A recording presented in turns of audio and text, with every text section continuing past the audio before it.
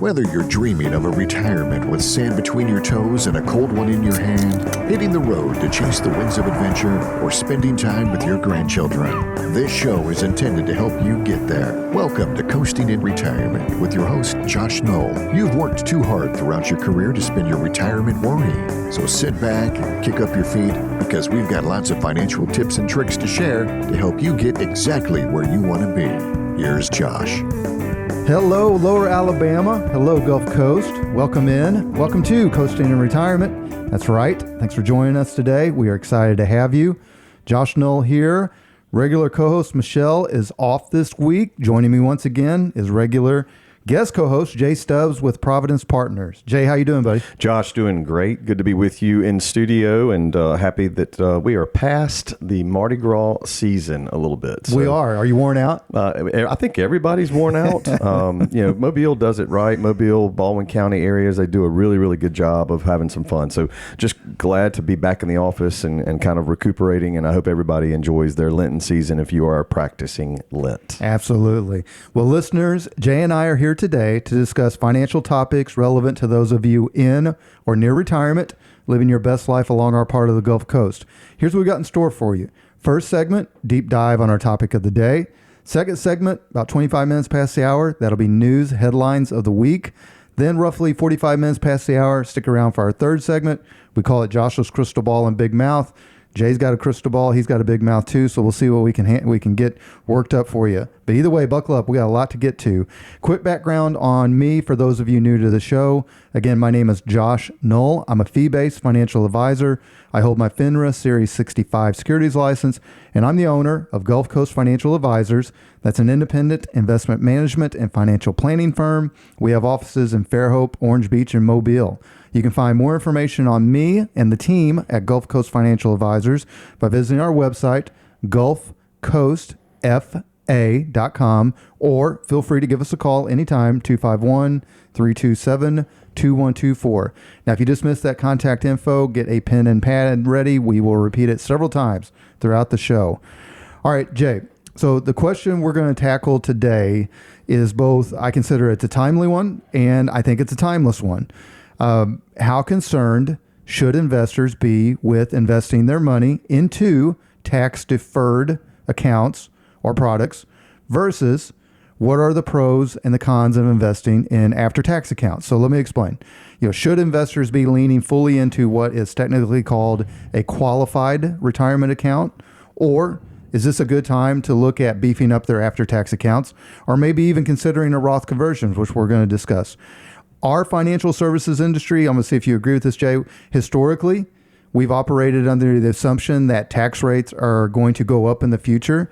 But my question to you is, are we so sure? No, we're not so sure. We're 1 month into a new presidency with someone who we're very familiar with in Trump and his administration. He's thrown out a lot of Hail Marys. He's thrown out a lot of tariff talk. He's thrown out a lot of government waste and trying to cut that government waste, saving the federal government a lot of money. In fact, some of the news stories have been fascinating to listen to on the waste that they have identified. Now, whether you agree or disagree on what Elon Musk and the DOGE team, the Department of Government Efficiency, I think is what that stands for. That's right. It's interesting to see, and I've always thought this, and I bet you're driving down the road or walking around your house listening to this show, you've heard all this money that the federal government has amassed in deficits and debt throughout the last, just ungodly amounts of numbers. And you think about it, and now we have somebody coming in there saying, hey, we're just going to go find where we need to make some cuts. Jobs will be lost. But Biden administration did the same thing with the oil industry and the drill industry. So I understand where they're coming from, but it is putting the markets in some turmoil. It's putting us in a little bit of a pickle of a situation between Canada and Mexico with the tariff talks. But in the end of the day, how does it affect you and me and the general listener? Well, we still have taxes that we have to pay. We still have tax rates and different rates that will apply to us, whether we're individuals, unmarried, or whether we're married, filing a joint return. And then that will predicate how we attack or invest our dollars in a qualified plan or a non-qualified plan. It's totally up to everybody individually, and we should sit down and have a conversation, Josh, you do with your clients all the time, to figure it out. Now, we're not tax professionals. We're not CPAs, but we certainly have obviously an idea of what might be the most efficient way for somebody to amass their wealth. And obviously, when you defer taxes, that is a very great tool in the toolbox to not have to let it erode your wealth in the form of taxes that you have to pay. Let's keep growing that asset in a qualified account. We'll talk about all the different types. Let's keep growing that asset and just see what the tax rates are when we start taking it out. So, a big topic of the conversation, but we go with what the rules are today. Okay, so Jay, I'm going to go ahead and jump into it then. You already used the phrase I was going to set up a little bit, qualified accounts. Right. So listeners, you're going to hear us talk about qualified accounts versus non-qualified accounts often because it's it's like a cornerstone of our industry. So let's start with a definition to help you understand what we're even referring to. So in general, a qualified account refers to a retirement account that is considered tax advantaged by the IRS. Think 401ks, 403bs, 457s, think IRAs, okay? And now let's even dive deeper on that. 401ks, traditional companies, 403bs tied to the education and our educators out there, and then individual plans that we can have with traditional IRA and then Roth IRA. The difference there is how much money does our household make? In 2025, an individual unmarried, you cannot do a Roth contribution in 2025 if you make more than $165,000. And then if you're married, listening to this, if you're married and considering, hey, I want to do a Roth IRA because I don't have to pay taxes on that when I draw money out down the road, then your household income, I think, phase out starts at $236,000. And then, certainly you have to make some decisions on where you are income wise, and that'll help you decide whether you qualify to do a Roth or a traditional IRA. Okay, very good. So let's start with this, Jay. Let's start with what I would consider the most common, if you will, or maybe the most recognizable, the 401k. So 401k, typically you are making a pre-tax contribution. That's right. The account is invested. Usually it's held at what is technically called a record keeper. That's a fancy way to refer to a company like Empower, Fidelity, some of these Principal. These are Prudential names that you all have seen on your statement. The investments in the account grow tax deferred. Then once you ease into retirement, you can start taking the money out in distributions, and you'll pay taxes at whatever your current tax rate in retirement on that distribution amount. If you touch the money before 59 and a half, you get a 10% penalty. At 73, depending on if you're still working or not, there's going to be some RMD rules, required minimum distributions, that come into play. Now, I like, Josh, talking with clients with 401ks because often they're at a company that matches their contribution up to a specified limit. So whether that's a 1, 2, 3, 4%, and maybe even 5% match, that's a very attractive feature of a 401k plan. So I do encourage those that are in the workplace that have access to a 401k plan. Typically, you have a 3 or 6 month waiting period, sometimes 12, before you actually can enroll. Once you are enrolled, then they simply take money out of your paycheck on a systematic basis. You get to decide how much. Then the employer that you work for matches that up to a specified either amount or percentage. That's free money. So we do encourage individuals to take advantage of their 401k plan if available. Right. And then, of course, Jay, there's sometimes the situation where you have a 401k at a previous place of employment. That's right. Or you're in what you refer to as a retirement red zone. There may be the appropriate conversation to have about doing a rollover to a rollover IRA. As Jay says, I don't mean to steal your thunder, but putting the money in your care, custody, and control. So there are conversations to have if you have a 401k at a previous place of employment, or As Jay says, you're 5 years or less, what he calls a retirement red zone, a football reference, maybe time to have that conversation about rolling over, which is a trustee to trustee transfer handled properly, no tax implications to it. So let's back up just a little bit on the 401k. Somebody trying to make the decision, well, golly, do I start or do I keep on doing my 401k if there's going to be tax law changes down the road? Well, again, back to the original point I made, if your employer is matching it, yes, do a 401k contribution. You don't have to put all your contribution dollars into it. You can certainly put it up. A lot of people do up to what their employer matches, which makes a lot of sense. And then you can do another strategy above and beyond that. But if your employer is giving you a match, we always recommend make that contribution regardless of what the tax law is today. Well, and plus, Jay, there's a growing trend.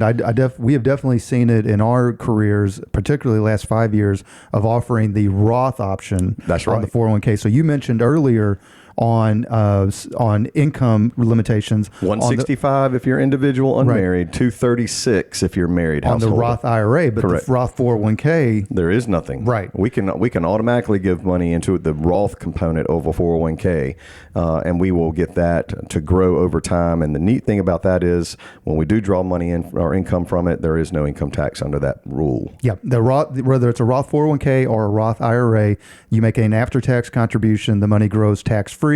No additional taxes due at distribution and retirement. And then one last thing before we pivot to the IRAs, Jay, this will be our transition. For those of you all that have a heavy amount in a traditional qualified plan, again, 401k or a pre-tax account, particularly if you've got, let's say, 80 to 90% of your investable net worth tied up in it, and you are a little bit concerned about, hey, am I actually going to be retiring in what historically may be a possibly a low income tax environment? And will in the future, do I have maybe that threat of, these rates tend to seesaw a little bit? There are the options of doing a Roth conversion. In fact, Jay, I've done a couple here recently working with Charles Schwab, and it could not have gone any more seamless. Now, Roth conversion, there's a lot of guys out there, you and I know in our industry, Jay, they're kind of like one-trick ponies. That's all they do, fine. But to me, it involves a conversation with the investor and typically their CPA, where we work together as a team. But we can do partial or full Roth conversions, and now you're getting that money completely out of the tax bucket forever. What's your experience? I really like the Roth conversion opportunity because that gives, but really you have to ask what their current year's income tax rate is going to be, because that marginal. They have to pay that tax when they do that either partial or full conversion. They have to pay the income tax liability that it generates to go from a traditional to a Roth. So we always have to say, hey, where are you? Where do you expect to be? How's your income? Is your income going to skyrocket? Is this going to put, when you do this conversion, is it going to put you into a next tax rate? So we do have to have those conversations with folks, but I do like the strategy.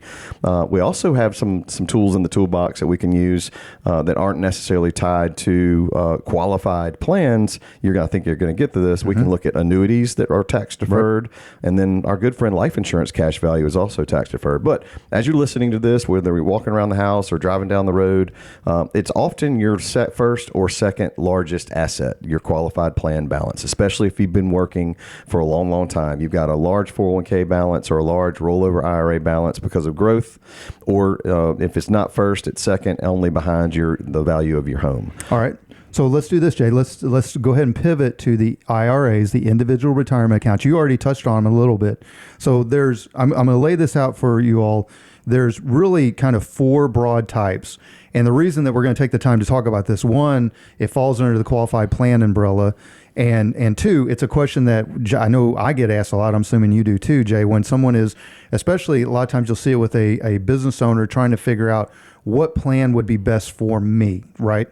Especially some of y'all business owners that, let's say in the last 2 or 3 years, you've really kind of come into your own, and now you're seeing a really healthy Schedule C or a K1 or a corporate return where your tax burden is pretty significant, right?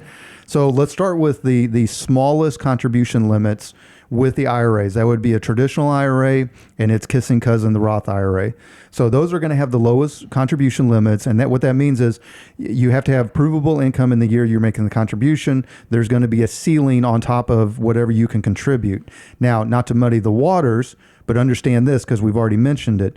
You can take a traditional IRA, you can coin it as a rollover IRA, you can roll a 401k balance into that rollover IRA, and you're not going to have the contribution limits. It's not considered the income limit. You're just doing a trustee to trustee transfer. Conversely, or along the same lines, we just mentioned it earlier, on your Roth conversions, if you're going to be going from a 401k to a traditional IRA, then converting it to a Roth IRA. Again, contribution limits don't apply in that situation. It's not tied directly to your income. That's right. Okay. Now, on the traditional, the way we have to look at that is whether we're under 50 or over 50. Right. And then that comes into the magic number. I believe in 2025, the contribution limit for traditional and Roth is $7,000. Am I right on that? I believe so, yeah. And then if it's over 50, at age 50 or older, you get an additional $1,000 catch-up. So it could be. So if you're listening and you're over 50 and you're considering making another contribution this year, it's in 2025. It will be $8,000. If you're under 50, it's $7,000. Yep. All right. And then, so 7 or 8,000 for some of you business owners listening, that's not a big enough number to really have some horsepower with your pre-tax deductions, right? So let's go ahead and pivot into the other two different types of IRAs. We'll start with, I'm going to work up the chain with the contribution limits, Jay. So I'm going to start next with the simple IRA, which it's a little it can be a little confusing because by definition, IRA stands for individual retirement account. However, a simple IRA is a group plan version of a collection of IRAs, somewhat akin to a 401k plan. In fact, a lot of times you'll see small business owners, when they're doing their decision-making process of what type of plan to offer, they're looking at a 401k versus simple IRA.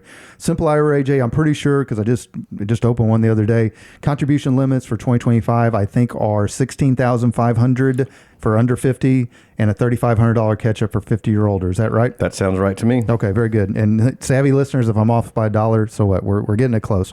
But you can do a simple IRA if you're an employer you have up to 100 employees, you can offer a simple IRA. I personally can tell you from experience, in my opinion, I think you flip the switch from a simple IRA to a 401k on or around 20-ish employees, because it can get a little unwieldy with having all those individual retirement accounts. Yes, the 401k plan can be a little more reporting heavy, a little bit more expense rate, or a little more expenses baked into it, but that's usually when you flip it over.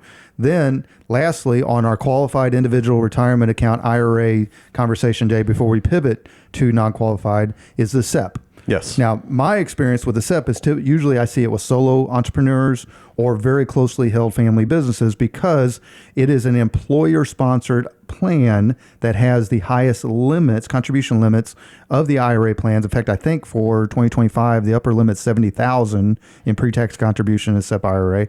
But whatever you do for yourself in that situation, or technically what the employer, you, does for you, the employee, you have to also do some things for the other employees. So I usually see SEPs on solo entrepreneurs or very closely held family businesses. What have you seen? Yeah, same thing. Looking at the SEP and also backtracking to the simple, also similar numbers. If you're getting into the high teens or low 20s as far as participants in your simple, you may want to go look at a traditional 401k plan setup or a startup. It's just lots of different moving parts there. But as a business owner with employees, the good news is you do have options. You do have ways to provide those employees some benefits and give them some tax-deferred growth opportunities for their retirement dollars. All right. And Jay, last thing while we wrap up the qualified section of this segment and pivot to the non-qualified, or generally speaking, the after-tax. Just quickly, have you ever heard someone say, well, I'd like to have an IRA because I've heard it's better than a 401k? Or vice versa. Have you ever heard that myth? Yeah, there is that myth that's out there, and that's the care, custody, and control myth that we like to talk about. Of it's not a myth. If you have a 401k, it's tied to your employer, and that they're giving you a match, and that's a good thing. But it's tied to your employer, and your HR department of that employer gets to make some decisions there, and there's some rules you have to follow.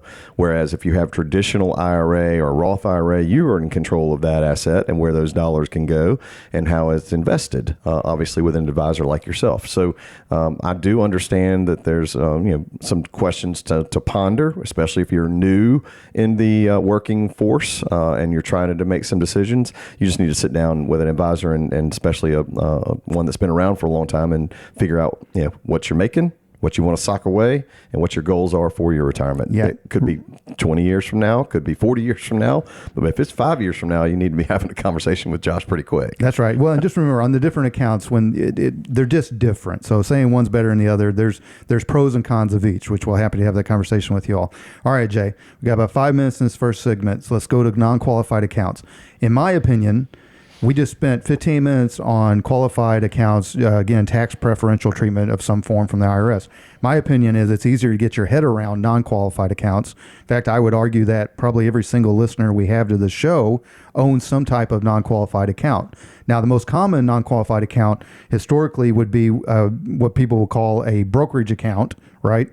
Or I'm not a broker, so in my world, that would be called an individual advisory account. But by sheer definition, folks, even your checking account or your savings account is considered non-qualified. So here's the difference. As opposed to a qualified account, there is no tax preferential treatment in a non-qualified account. In other words, you'll report your gains or losses every year in your tax return. There's also not the restrictions of the 59.5 without penalty. And where I want to take this conversation with, most importantly, Jay, I think that people need to understand there's no contribution limits like we see with qualified accounts. So I'll let you take it from there. Yeah. So a non-qualified, yes, a lot of people start off with non-qualified accounts. They'll say, hey, I want to start putting $50 a month or $500 a month into an account. I want to put that maybe to an exchange traded fund, an ETF, or maybe a mutual fund. Maybe you go direct. Maybe you work with an advisor like yourself, Josh, that you can say, hey, we can help you with that. We can help you start your first investment account.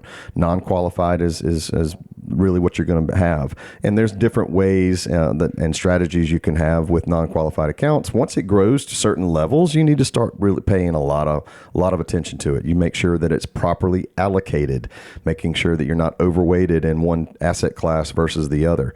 A lot of people may have inherited non-qualified stock through their parents or grandparents. Maybe they inherited multiple shares of a publicly traded company, and they're emotionally tied to that asset. Be very careful being emotionally tied to that asset, because we've all seen some bad stories out there where if they have too much money in one particular company in their non-qualified account, whether they've amassed it themselves or they inherited it, and then something bad news happens on that company, then you see your wealth erode, sometimes erode to zero in certain situations. Way back in the days of Enron and all of those publicly traded companies that we've heard terrible stories about. So non-qualified account, you start off with as little as money as you want. The trick is here, once you sell that asset, you will have a capital gains tax that will become due after you've held it for a certain period of time. I do believe it's a 12-month period, if I'm not mistaken. Am I right on that, Josh? I believe so, yeah. Okay. So capital gains tax, whatever you made after the sale of the asset is what you will pay taxes on that asset. It's not tied to your, you don't have an income tax liability once you sell the non-qualified asset. You just have a capital gains liability tax. So that's something to consider. But if you buy and hold something, and you can hold on to it forever and forever as long as you want to, you'll never have to worry about a capital gains tax. But I will say, how often are you going to hold something and never use it? Right, fair. I mean, we all want a boat, or we all want to go sell a portion of something and maybe make a new home purchase, or whatever the case may be. So you do have to pay attention to non-qualified accounts and how much you have grown. And that's where you sit down with your tax advisors and see what your cost basis is in each of your assets inside of your non-qualified accounts. And this is really important, listeners, as we pivot to our last little piece, question to you, Jay, on my last piece, is you can have, we actually encourage people to have both non-qualified after-tax accounts and qualified retirement accounts. There's a benefit to both. Now, you could have the exact same investments in both accounts, right? And typically they're going to perform the same. There's going to be tax deferral on one hand. There's going to be taxes taken on the other. But remember, you can have the exact same investments on either account. One of the biggest differences is going to be is accessing those accounts. Most of my clients that have non-qualified advisory accounts, again, traditionally what's called a brokerage account, will have those tied together with their checking account. As long as they give me 24 hours notice to sell a position to generate cash, they can move money into and out of that non-qualified account as much as they want to. Again, the IRS could care less. You can put as much in, you take as much out, so on and so forth. So there's a good balancing point with both those. All right, so Jay, last piece. Now, we've been talking about traditional accounts, traditional investment accounts typically held with like a well-known custodian. For example, a brokerage account at Schwab, or maybe a 401k held at like Empower or Fidelity. Those are pretty well known.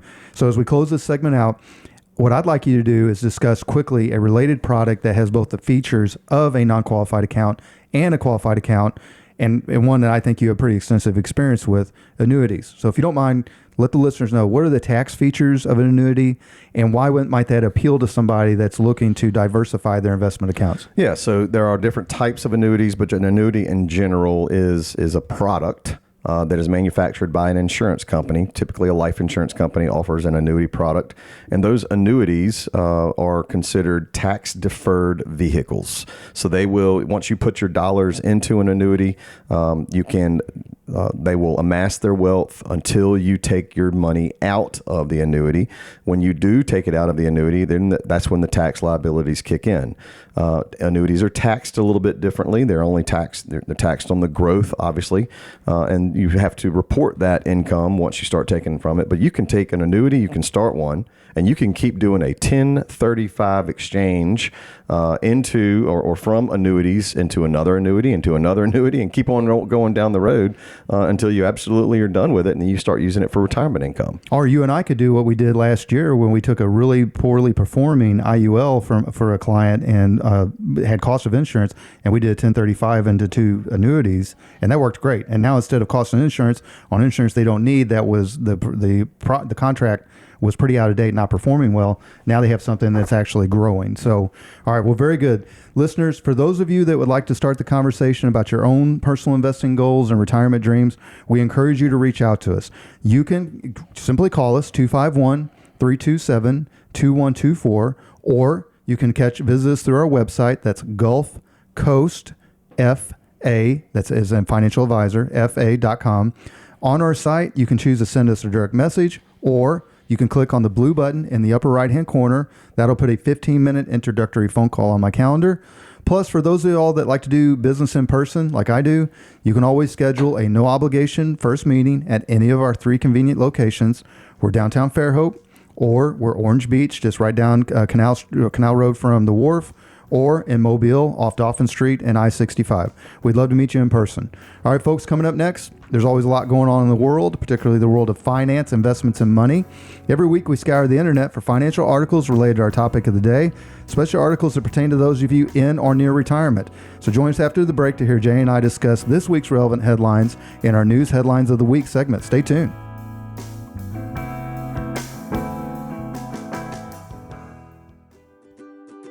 A multidimensional financial services company, Providence Partners serves the needs of independent insurance, financial, and employee benefit professionals.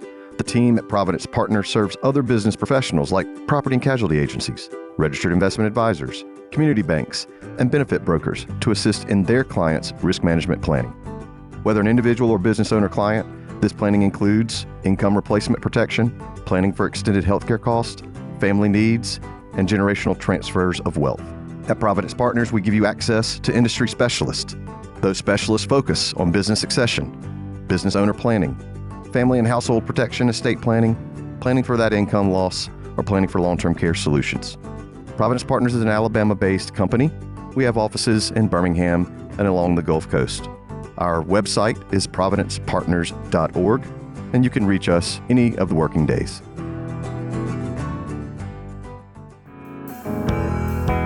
Welcome back to Coasting in Retirement. Your host, Josh Null here. So as we discussed before the break, every week we scour the internet for financial articles related to our topic of the day, special articles that pertain to those of you in or near retirement.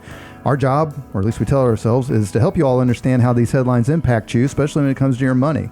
Now note, if you want to read our referenced articles yourself, we include the show links in our show, we show the links in our show transcript, which you can find on our website, gulfcoastfa.com. Just go into the podcast tab after this show airs, Sunday and Monday. It'll be up there Tuesday. Now, Jay, before I get started, I got another quick note. Usually, we find articles that tie back into our main topic, and some of these do, but our main topic is the first segment. However, and to be fair, we try not to timestamp our episodes. I think we would be remiss to not address. I mean, you talk about a news week, man. The extreme volatility we've seen this past week, both in the stock market and in the broader world. So I'm going to give you some really recent, fresh off the press headlines. So I hope you're ready. You ready? I'm ready. All right. First article. And this is funny. Some of these articles are like, they can be stale by midday because there's so much trading volatility going on with the market right now. But our first article is from our friends at Motley Fool. It's titled, "The NASDAQ Just Hit Correction Territory. History Says the Stock Market Will Do This Next Year." Parentheses, hint, it may surprise you. So, Jay, before I turn it over to you, I want to give you a little history. I don't know if you had a chance to catch the article I did with the episode I did with Michelle here recently, but we titled it "Slaying the Stock Market Boogeyman." And I don't remember the actual index totals off my head to totally accurately, but we did a 50-year deep dive history of the major indexes. So that'd be the Dow Jones Industrial Average, that'd be the S&P 500. We did we did one more. We did the NASDAQ Composite, which is around 3,000 companies. And we looked at it again. You're a little bit younger than I, but we did more or less to when I was born. And so at the turn of the 1970 and 1980, I mean, these indexes were like at 200, right? Right, yeah. Yeah, I mean, it was nothing. And then you go through the booming 80s and you get into 89 to 90. And now we're about multiple fold. We're somewhere in the 6,000 to 8,000 range on the Dow Jones. And I think the S&P's somewhere around 500 to 800, something like that. I'm getting these numbers all wrong.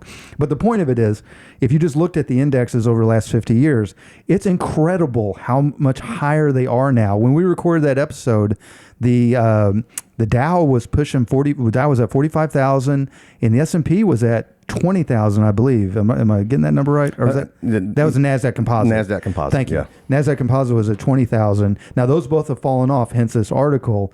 But all investing involves risk. Let's do our normal disclaimer.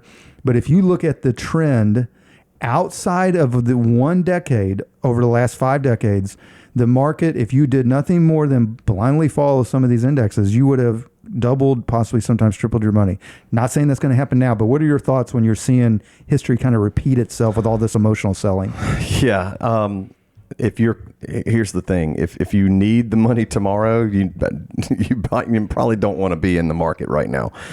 If you are like I said earlier in this segment one, you mentioned retirement red zone. If you're 3 to 5 years out from actually needing to draw an income, you probably want to start evaluating your positions in all of these different assets and investments in different markets. I do understand people kind of have that FOMO attitude. Mm-hmm. Hey, my buddies are making money and trading. My buddies are doing this. My neighbor is doing well in the market. Should I be in there? The answer to the question is really having a conversation with an advisor to determine, are you going to be able to handle the risk? Because we're seeing seesaws up and down, but over time, we do play the law of averages. And over time, during long holding periods, especially if we just look at the S&P over a 10-year holding period, you're hoping to average anywhere from 9 to 10% return on your portfolio. That is historically right there with the S&P. Now, not time stamping this, the Dow today, 42,000, the S&P, 5,600, the NASDAQ, about 17,700, almost 18,000, down today because of all the fears over the tariff discussion, over the fears of inflation that's still out there, and everybody talking about egg prices as the barometer of inflation. There's lots of different things that are causing this market to be topsy-turvy. But if you are staying the course, if you have a long time frame or a long horizon before you actually need these assets, these dollars, then you play the law of averages. Have a good, well allocated portfolio.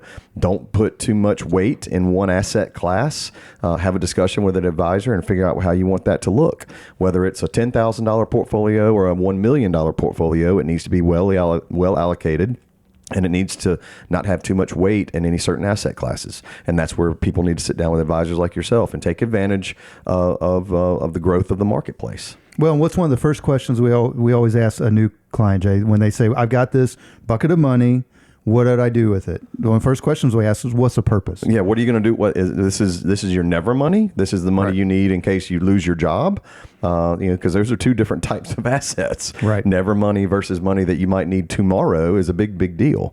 And so you will always want to have properly structured portfolio of your emergency reserves all the way through your retirement dollars, especially if you're in your 20s or 30s listening to this. But if you're in 50s and 60s listening to this, obviously your retirement dollars are some of your largest asset you might have right now.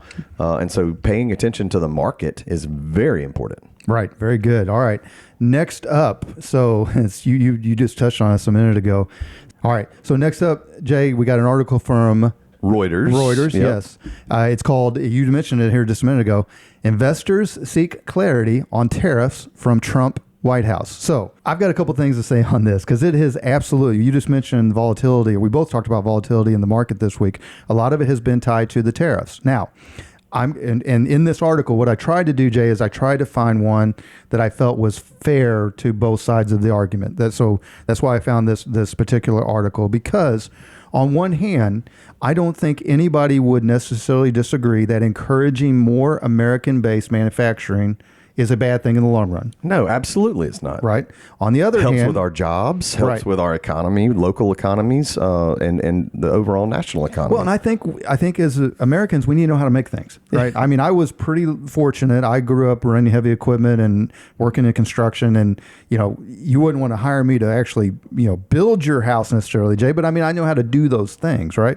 So, a lot of times being able to have the ability to have an opportunity to get a job, to make things, I think is a good thing, especially if it's American based.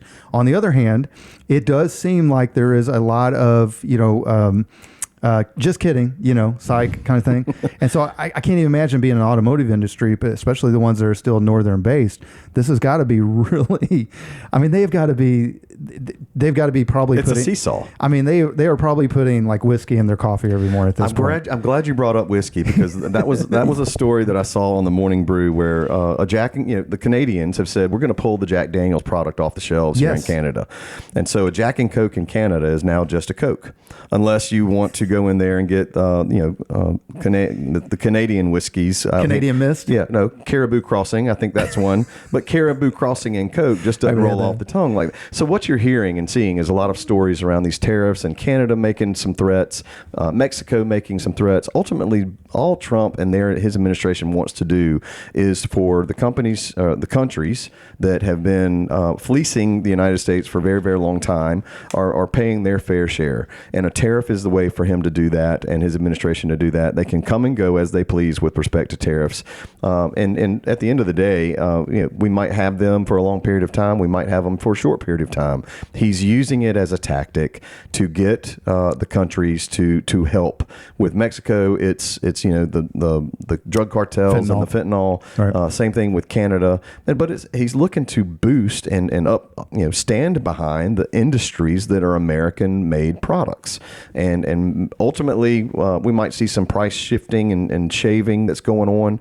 I don't think it's going to affect the general consumer on a routine and daily basis. I think this is a country versus country type of situation, and we got to pay attention. But right now, I guess the last news story was up until April 2nd. That's the tariffs, when he said, I'm going to put them into force. That gives him a little under a month to kind of figure things out. Do I need to use them or not? Well, I will give a mild counterpoint, and then I have probably a more important point to make. So I have an economics degree from what I jokingly call the Harvard of the Midwest, Missouri State University. So in my formal training, which technically was either I was going to go become an economist or somebody in financial services. I picked financial services, much more interesting. But as an economist, the tariffs was like a dirty word in our thing. I mean, it was crazy, right? Yeah. So I do think that I hope that the dust settles on this. I hope the goals are accomplished in some regards. And like I said earlier, Jay, I do think that having more American-based manufacturing is not a bad thing, particularly if we have a need in the near to distant future to actually manufacture things to protect ourselves. I think that's a good thing. Absolutely. Right? And the administration wants to recruit companies to come build factories in the United States to use our labor force versus the labor force of other countries. And so I think that's a very positive thing that he's using the tariffs to encourage people to come back. And if you make a part that goes into a product that's ultimately going to be for the end consumer, great. If your product is end consumer, let's just make sure it's American made. Very good. All right.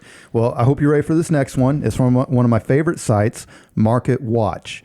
It's titled, and you and I lived through this, which is funny, America's job market is eerily similar to the 1990s .com boom, or bust, excuse me. I typed that wrong. Should we be worried?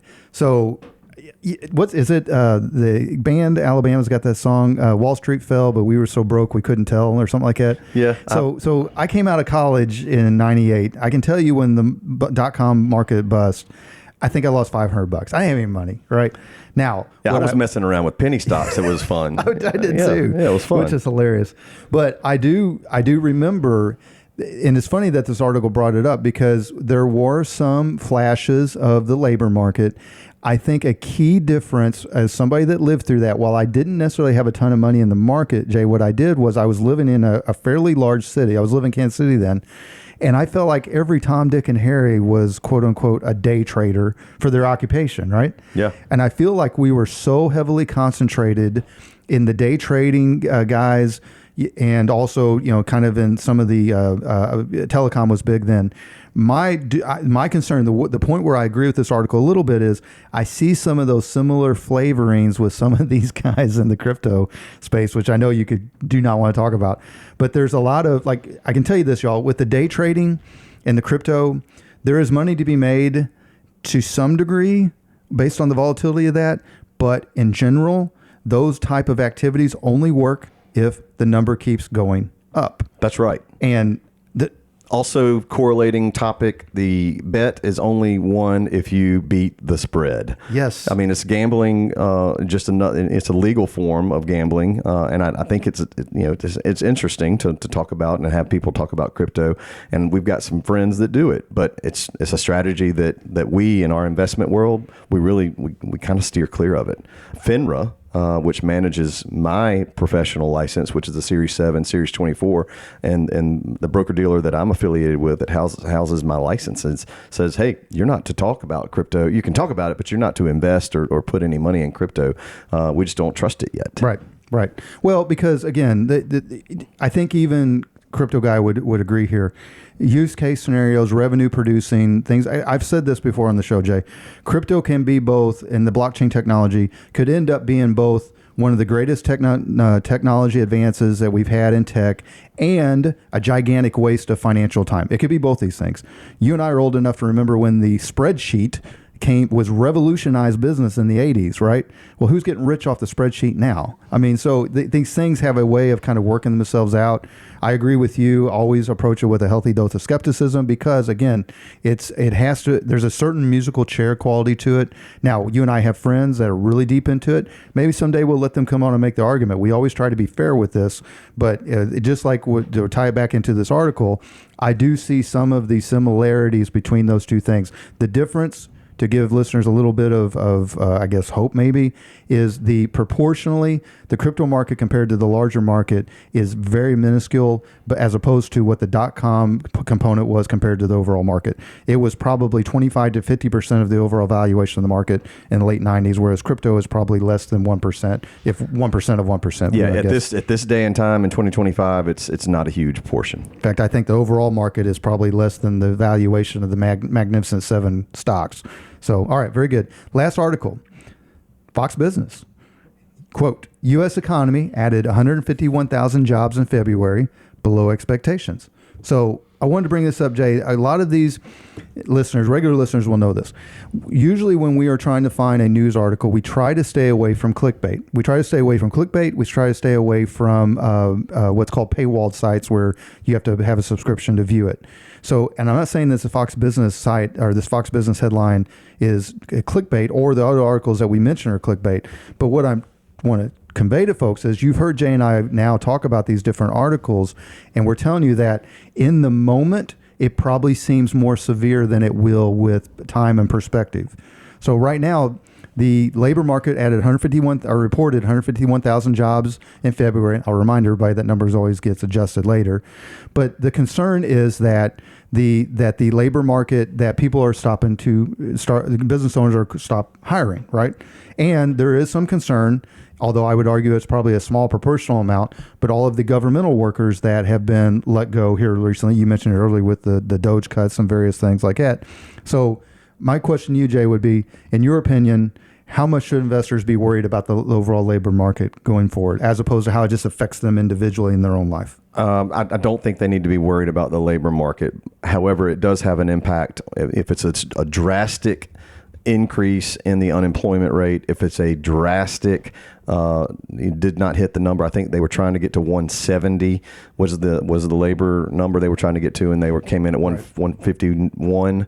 So it's a differential there of 19,000, and we'll probably see an adjustment on that. I really don't think we as investors need to worry about that unless it's just a drastic number that occurs.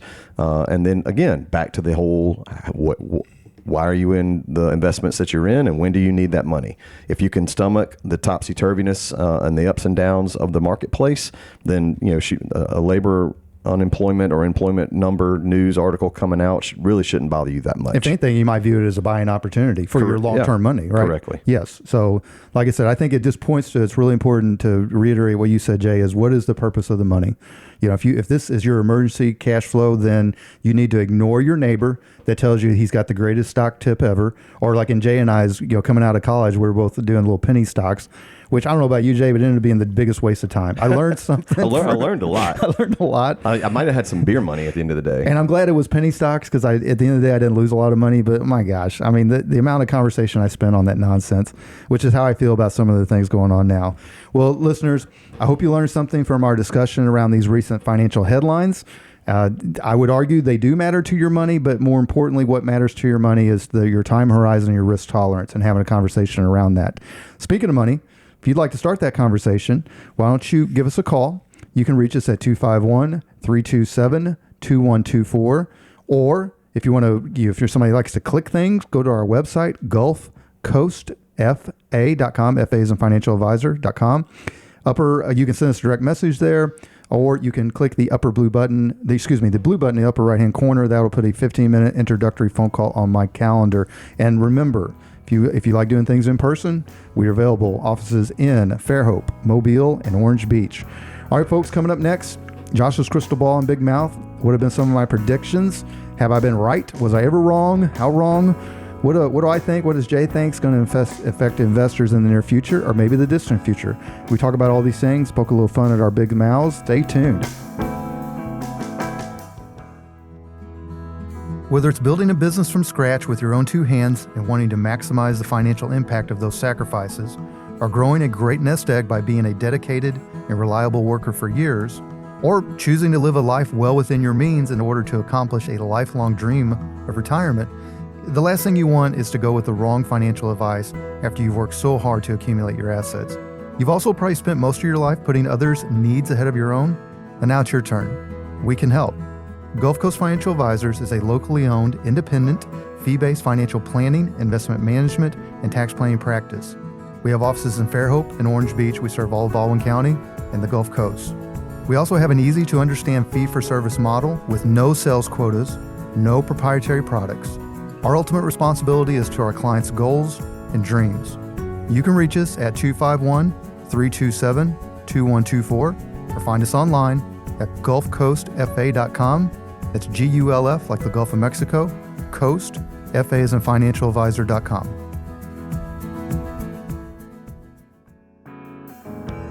Welcome back. Your host, Josh Knoll, here alongside guest co-host Jay Stubbs of Providence Partners. So, listeners, Jay and I are opinionated. We have strong opinions at times. I would say that two radio show hosts that didn't have a strong opinion would be very boring to listen to. And Jay and I are both paid in our respective professions to offer our professional guidance and opinions to our clients. Again, just replace us with AI, I guess. But so, Jay, I like making predictions, and while I'm usually proved right, there are times I swing and miss. one in particular time I want to bring up. So, listener, if you want to hear me eat a little crow, and we're going to get a prediction out of Jay and I, let's get at it here. So, with Josh's crystal ball and Big Mouth. All right, Jay. So we've talked about this before. So for regular listeners, I don't want to beat a dead horse. But back in August 2022. My Big Mouth said, inflation, don't worry about it. It'll be gone here within a month or two. Obviously, and now you don't need any scrambled eggs anymore. And that's where I wanted to talk to you about this. So regular listeners will also know that my cousin Michelle, sitting up in Ozark, Missouri, if there's newly minted Bitcoin millionaires, she's a newly minted egg producing multimillionaire with all her chickens in her chicken coop. There ain't no telling what she's too generous to charge for them. But if she was, there's no telling what she's getting. So anyway, let's talk about what you and I see ahead for inflation in 2025. What's your thoughts on this egg thing? Let's make some predictions around this, and let's see if we can't get it right. And I can lead. I'd rather hear your opinion first, and I'll give mine. I think the federal government and all the tools and levers that they tried to pull in the previous administration, the Biden administration, they did acknowledge it a little late that inflation was an issue. And certain items are a lot more expensive than they used to be, and certain items are not as expensive as they used to be. But ultimately, when we're going to the grocery stores, we are paying more than we used to. I measure it pretty frequently. I do the shopping at our household. I go to a store or two usually on Saturdays and Sundays to get things for the week. And I have seen with my own eyes things that used to be, my average bill would go maybe $100 is now $115. So I'm looking at maybe a 15% increase across the board. And I'm buying the same stuff. I'm buying the same things my kids eat, that we cook. I've certainly seen things go up. I think ultimately what we all need to understand is the federal government can only do so much.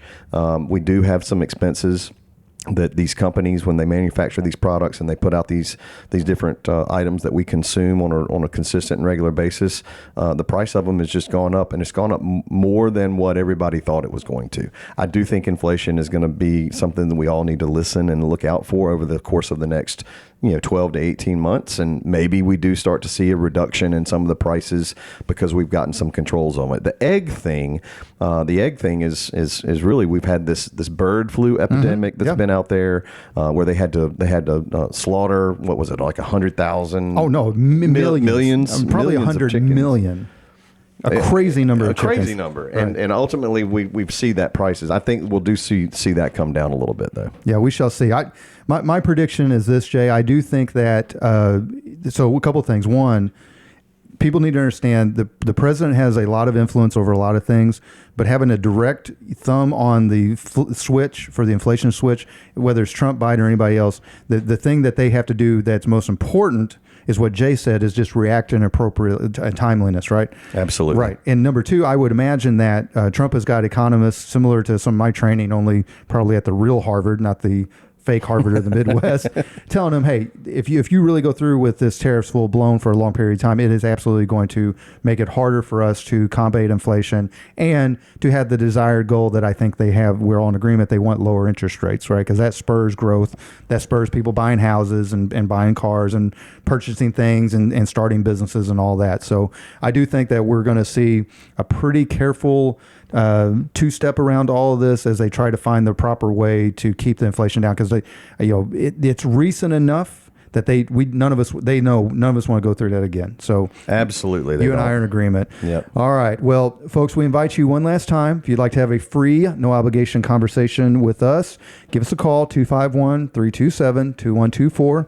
Website is gulfcoastfa.com.